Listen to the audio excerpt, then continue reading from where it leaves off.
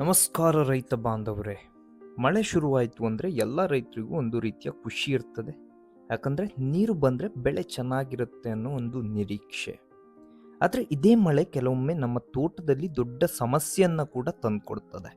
ಅದರಲ್ಲಿ ಬಹಳ ಅಪಾಯಕಾರಿ ಸಮಸ್ಯೆ ಅಂದರೆ ಅದು ಬೇರುಕೊಳೆ ರೋಗ.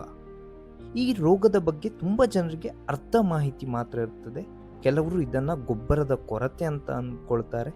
ಇನ್ನು ಹಲವರು ಇದು ಕೀಟದ ಸಮಸ್ಯೆ ಅಂತ ಔಷಧಿಯನ್ನು ಸಿಂಪಡಿಸ್ತಾರೆ. ಆದರೆ ನಿಜವಾದ ಸಮಸ್ಯೆ ಎಲ್ಲಿದೆ ಅಂದರೆ ಅದು ಮಣ್ಣಿನ ಮೇಲೆ ಇರುವಂಥದ್ದಲ್ಲ, ಅಥವಾ ಗಿಡದ ಮೇಲೂ ಕೂಡ ಇರುವಂಥದ್ದಲ್ಲ, ಬದಲಾಗಿ ಮಣ್ಣಿನ ಒಳಗಿರುವ ಬೇರುಗಳಲ್ಲಿರುವಂಥ ಒಂದು ಬಹುದೊಡ್ಡ ಸಮಸ್ಯೆ. ಹೊರಗಡೆ ಗಿಡ ನೋಡಿದರೆ ಆರಂಭದಲ್ಲಿ ಏನೂ ಗೊತ್ತಾಗಲ್ಲ. ಎಲೆಗಳು ಸ್ವಲ್ಪ ಹಳದಿ ಬಣ್ಣಕ್ಕೆ ತಿರುಗುತ್ತವೆ, ಬೆಳವಣಿಗೆ ಸ್ವಲ್ಪ ಕಡಿಮೆ ಆಗ್ತದೆ. ಕೆಲವರು ಇದನ್ನು ಸಹಜ ಅಂದ್ಕೊಳ್ತಾರೆ.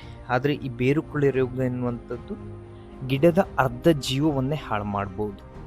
ಅದಕ್ಕೆ ಇವತ್ತಿನ ವಿಡಿಯೋದಲ್ಲಿ ಬೇರುಕೊಳೆ ರೋಗ ಯಾಕೆ ಬರ್ತದೆ, ಇದರ ಗುಣಲಕ್ಷಣಗಳೇನು, ಇದರ ವಿರುದ್ಧ ಹೋರಾಡೋದು ಹೇಗೆ, ಮತ್ತು ಮೇಯ್ನ್ ಆಗಿ ಇದಕ್ಕೆ ಬಳಸಬೇಕಾದ ಒಂದು 2 ಔಷಧಗಳು ಯಾವುದು ಅನ್ನುವಂಥದ್ದನ್ನು ನಾವು ಸಂಪೂರ್ಣವಾಗಿ ಈ ವಿಡಿಯೋದಲ್ಲಿ ನೋಡೋಣ. ಅದಕ್ಕೂ ಮುಂಚೆ ನನ್ನ ಚಾನಲ್ ನಿರುತ್ತರವನ್ನು ಯಾರೆಲ್ಲ ಸಬ್ಸ್ಕ್ರೈಬ್ ಮಾಡಿಕೊಳ್ಳಿಲ್ವೋ ದಯವಿಟ್ಟು ಮಾಡ್ಕೊಳ್ಳಿ ಅಂತ ಹೇಳ್ತಾ ವಿಡಿಯೋವನ್ನು ಶುರು ಮಾಡೋಣ. ಮೊದಲನೇದಾಗಿ ನಾವು ಒಂದು ವಿಷಯವನ್ನು ಅರ್ಥ ಮಾಡ್ಕೊಳ್ಬೇಕು. ಈ ಬೇರುಕೊಳೆ ರೋಗ ಅಂದರೆ ಅದು ಕೇವಲ ಅಡಿಕೆಗೆ ಮಾತ್ರ ಬರುವಂಥ ಒಂದು ರೋಗ ಅಲ್ಲ. ತೆಂಗಿರ್ಬೋದು, ಕರಿಮೆಣಸು ಅಥವಾ ಏಲಕ್ಕಿ, ಕೊಕ್ಕೋ, ಬಾಳೆ, ಇನ್ನು ಹಲವಾರು ಹಣ್ಣಿನ ಬೆಳೆಗಳು, ತರಕಾರಿ ಬೆಳೆಗಳು, ಯಾವ ಬೆಳೆಯಾದರೂ ಮಣ್ಣು ಯಾವಾಗಲೂ ಒದ್ದೆ ಆಗಿದ್ದರೆ ಮತ್ತು ನೀರು ನಿಂತಿದ್ದರೆ ಈ ಸಮಸ್ಯೆ ಖಂಡಿತವಾಗಿ ಬರ್ತದೆ. ಈ ಪ್ರಶ್ನೆ ಏನಂದರೆ ಮಳೆಗಾಲದಲ್ಲೇ ಯಾಕೆ ಜಾಸ್ತಿ ಬರ್ತದೆ ಅಂತ ಹಲವರಿಗೆ ಒಂದು ಕ್ವಶನ್ ಇರ್ತದೆ. ನೋಡಿ, ನಮಗೆ ಉಸಿರಾಡಲು ಗಾಳಿ ಬೇಕು, ಹಾಗೆ ಗಿಡದ ಬೇರುಗಳಿಗೂ ಕೂಡ ಗಾಳಿ ಎನ್ನುವಂಥದ್ದು ಮುಖ್ಯವಾಗಿರುವಂಥದ್ದು. ಮಣ್ಣಿನ ಮಧ್ಯೆ ಇರುವ ಸಣ್ಣ ಸಣ್ಣ ಜಾಗಗಳಲ್ಲಿ ಗಾಳಿ ಇರ್ತದೆ, ಆದರೆ ಮಳೆ ಬಂದು ನೀರು ನಿಂತರೆ ಆ ಜಾಗಗಳನ್ನೆಲ್ಲ ನೀರು ತುಂಬಿಕೊಳ್ತದೆ. ಆಗ ಬೇರುಗಳಿಗೆ ಆಮ್ಲಜನಕ ಕಡಿಮೆ ಆಗ್ತದೆ. ದುರ್ಬಲವಾದ ಬೇರುಗಳ ಮೇಲೆ ರೋಗಕಾರಕಗಳು ದಾಳಿ ಮಾಡ್ತವೆ. ಅಲ್ಲಿಂದಲೇ ಒಂದು ಬೇರುಕೊಳೆ ರೋಗ ಎನ್ನುವಂಥದ್ದು ಆರಂಭವಾಗುತ್ತದೆ. ಹಾಗಾದರೆ ಈ ಬೇರುಕೊಳೆ ರೋಗವನ್ನು ಪತ್ತೆ ಹಚ್ಚೋದು ಹೇಗಂದರೆ, ಇದರ ಒಂದು ಆರಂಭಿಕ ಗುಣಲಕ್ಷಣಗಳು ಯಾವ ರೀತಿ ಇರ್ತದೆ ಅಂದರೆ, ಮೊದಲು ಎಲೆಗಳ ಬಣ್ಣ ಬದಲಾಗ್ತದೆ. ಗಾಢ ಹಸಿರು ಬಣ್ಣದಿಂದ ಒಂದು ನಿಧಾನವಾಗಿ ಹಳದಿ ಬಣ್ಣಕ್ಕೆ ತಿರುಗುತ್ತದೆ. ಹೊಸ ಚಿಗುರುಗಳು ಕಡಿಮೆ ಆಗ್ತದೆ. ಇನ್ನು ಗಿಡದ ಬೆಳವಣಿಗೆ ನಿಧಾನವಾಗ್ತದೆ. ಮಣ್ಣು ಒದ್ದೆಯಾಗಿದ್ದರೂ ಗಿಡ ಬಾಡಿದಂತೆ ಕಾಣ್ತದೆ. ಕೆಲವೊಮ್ಮೆ ಒಂದು ಕಡೆ ಮಾತ್ರ ಎಲೆಗಳು ಒಣಗಲು ಶುರುವಾಗ್ಬೋದು. ಇವೆಲ್ಲವೂ ಒಂದು ಬೇರುಕೊಳೆಯ ಆರಂಭದ ಎಚ್ಚರಿಕೆಯ ಒಂದು ಲಕ್ಷಣಗಳು. ಈ ಸಮಯದಲ್ಲಿ ರೈತರು ಮಾಡುವ ಒಂದು ದೊಡ್ಡ ತಪ್ಪು ಏನಂದರೆ, ಗೊಬ್ಬರ ಕಡಿಮೆ ಇರಬೇಕು ಅಂತ ಯೂರಿಯಾ ಅಥವಾ DAP ಪೊಟ್ಯಾಷನ್ನು ಹಾಕ್ತಾರೆ. ಆದರೆ ಯೋಚನೆ ಮಾಡಿ, ಬೇರುಗಳೇ ಸರಿಯಾಗಿ ಕೆಲಸ ಮಾಡುತ್ತಿಲ್ಲ ಅಂದರೆ ಯಾವ ಗೊಬ್ಬರವನ್ನು ಹಾಕಿದ್ರೂ ಕೂಡ ಪ್ರಯೋಜನ ಎನ್ನುವಂಥದ್ದು ಆಗೋದಿಲ್ಲ. ಆದ್ದರಿಂದ ಸಮಸ್ಯೆ ಗೊಬ್ಬರದಲ್ಲಿರುವಂಥದ್ದಲ್ಲ, ಬದಲಾಗಿ ಬೇರುಗಳ ಒಂದು ದುರ್ಬಲತೆಯಿಂದ ಈ ಸಮಸ್ಯೆ ಎನ್ನುವಂಥದ್ದು ಆಗುವಂಥದ್ದು. ಈಗ ಅನುಮಾನ ಬಂದರೆ ಏನು ಮಾಡಬೇಕಂದ್ರೆ, ಒಂದು ಗಿಡದ ಸುತ್ತ ಸ್ವಲ್ಪ ಮಣ್ಣನ್ನು ಎಚ್ಚರಿಕೆಯಿಂದ ತೆಗೆದು ಒಂದು ದಪ್ಪ ಬೇರು ನೋಡಬೇಕು. ಆರೋಗ್ಯಕರ ಬೇರು ಬಿಳಿ ಅಥವಾ ಒಂದು ಕ್ರೀಮ್ ಬಣ್ಣದಲ್ಲಿರ್ತದೆ, ಗಟ್ಟಿಯಾಗಿರ್ತದೆ. ಆದರೆ ರೋಗ ಬಂದಿರುವ ಬೇರು ಕಪ್ಪು ಅಥವಾ ಕಂದು ಬಣ್ಣಕ್ಕೆ ತಿರುಗಿರ್ತದೆ. ಒತ್ತಿದರೆ ಮೆತ್ತಗೆ ಅನ್ನಿಸ್ತದೆ ಮತ್ತು ಸ್ವಲ್ಪ ವಾಸನೆಯೂ ಕೂಡ ಬರ್ತದೆ, ಅಂದರೆ ಕೆಟ್ಟ ವಾಸನೆಯೂ ಕೂಡ ಇರ್ತದೆ. ಈ ಲಕ್ಷಣಗಳನ್ನು ಕಂಡ್ರೆ ಸಮಯ ವ್ಯರ್ಥ ಮಾಡಬಾರ್ದು. ಮೊದಲು ಏನು ಮಾಡಬೇಕಂದ್ರೆ, ತೋಟದಲ್ಲಿ ನೀರು ನಿಲ್ಲದಂತೆ ಮಾಡಬೇಕು. ಇದು ಮೊದಲ ಕೆಲಸ. ಯಾಕಂದರೆ ಮೇಯ್ನಾಗಿ ನೀರು ನಿಂತಿರುವ ಜಾಗದಲ್ಲಿ ಯಾವ ಔಷಧವನ್ನು ಹಾಕಿದ್ರೂ ಕೂಡ ಅದರ ಸಂಪೂರ್ಣ ಪ್ರಯೋಜನ ಸಿಗುವುದಿಲ್ಲ. ಈ ಕಾರಣದಿಂದ ನೀರನ್ನು ನಿಲ್ಲಲಿಕ್ಕೆ ಯಾವುದೇ ಕಾರಣಕ್ಕೂ ಬಿಡಬೇಡಿ. ಇನ್ನು ಇದನ್ನು ಒಂದು ನಿಯಂತ್ರಿಸಲಿಕ್ಕೆ ಇರುವಂಥ ಒಂದು 2 ಮುಖ್ಯ ಔಷಧಗಳು ಯಾವುದಂದರೆ, ಮೊದಲನೇದಾಗಿ ರಿಡಮಿಲ್ ಗೋಲ್ಡ್. ಇದರ ಬಗ್ಗೆ ನೀವು ತುಂಬ ಜನ ಕೇಳಿರ್ಬೋದು, ಹಾಗೆಯೇ ಬಳಸಿ ಕೂಡ ಇರ್ಬೋದು.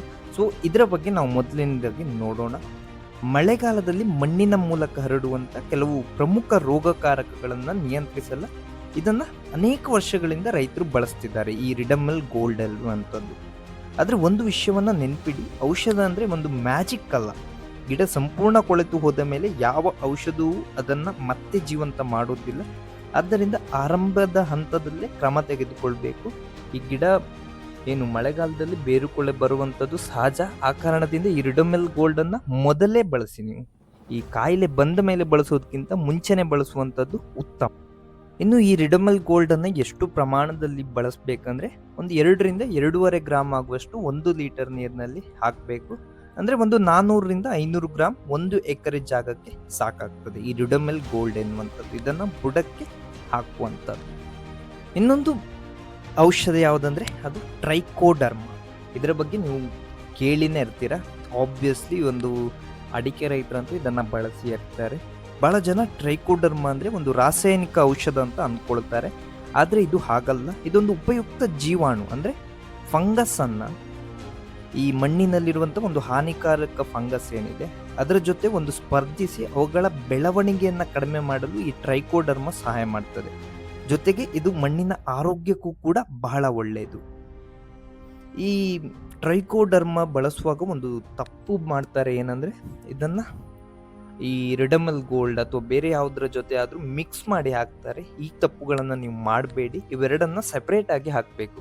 ಫಾರ್ ಎಕ್ಸಾಂಪಲ್, ನೀವೊಂದು 15 ದಿನ ಮುಂಚೆ ರಿಡಮಲ್ ಗೋಲ್ಡ್ ಬಳಸಿದರೆ ಒಂದು 15 ದಿನ ಆದಮೇಲೆ ಈ ಟ್ರೈಕೋಡರ್ಮವನ್ನು ಬಳಸ್ಬೋದು. ಈ ಟ್ರೈಕೋಡರ್ಮ ಅನ್ನುವಂಥದ್ದು ಒಂದು ರಾಸಾಯನಿಕ ಔಷಧ ಅಲ್ಲ, ಬದಲಾಗಿ ಇದೊಂದು ಬಯೋ ಏಜೆಂಟ್, ಅಂದರೆ ಒಂದು ಸಾವಯವ ಔಷಧ ಅಂತಾನೆ ಹೇಳ್ಬೋದು. ಟ್ರೈಕೋಡರ್ಮವನ್ನು 1ರಿಂದ 3 kg ಆಗುವಷ್ಟು 1 ಎಕರೆಗೆ ಬಳಸ್ಬೋದು.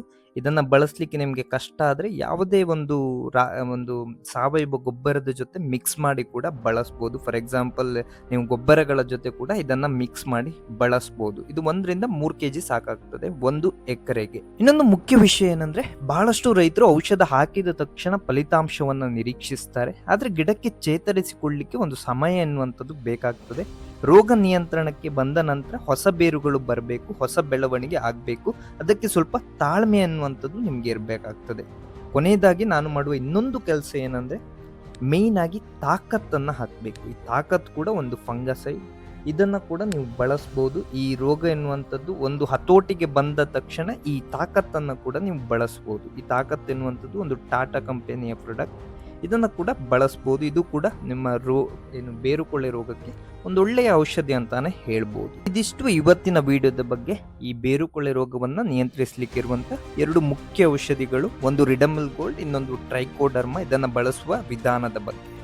ಇನ್ನು ಮತ್ತೊಂದು ತಾಕತ್, ಇದನ್ನು ಕೂಡ ನೀವು ಬಳಸ್ಬೋದು.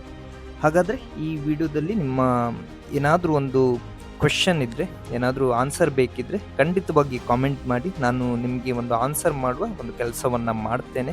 ಹಾಗೆಯೇ ವಿಡಿಯೋ ಇಷ್ಟ ಆದರೆ ನನ್ನ ಚಾನಲ್ ನಿರುತ್ತರವನ್ನು ಸಬ್ಸ್ಕ್ರೈಬ್ ಮಾಡಿಕೊಳ್ಳಲಿಕ್ಕೆ ಯಾವುದೇ ಕಾರಣಕ್ಕೂ ಮರಿಬೇಡಿ ಅಂತ ಹೇಳ್ತಾ ವಿಡಿಯೋವನ್ನು ಇಲ್ಲೇ ಮುಗಿಸ್ತೇನೆ. ಧನ್ಯವಾದಗಳು.